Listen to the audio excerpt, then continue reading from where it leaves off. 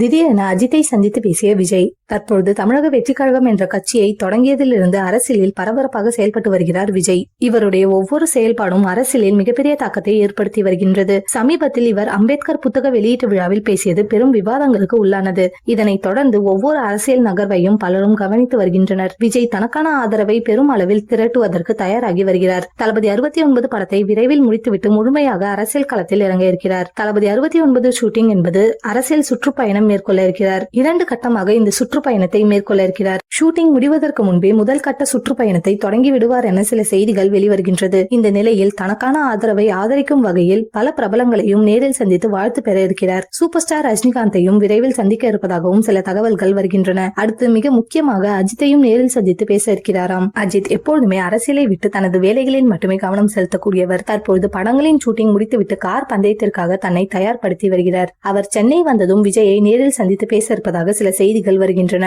தமிழ் திரையுலகில் இரு பெரும் துருவங்களாக அஜித் மற்றும் விஜய் இருக்கின்றனர். தமிழ் சினிமாவில் இவர்களுடைய ரசிகர்கள் தான் பெரும் அளவிற்கு இருக்கின்றனர். விஜய்க்கு அஜித்தின் ஆதரவு கிடைத்துவிட்டால் 2026ஆம் ஆண்டு தேர்தலில் விஜய்க்கு மிகப்பெரிய வெற்றி கிடைக்கும் எனவும் கூறப்படுகிறது.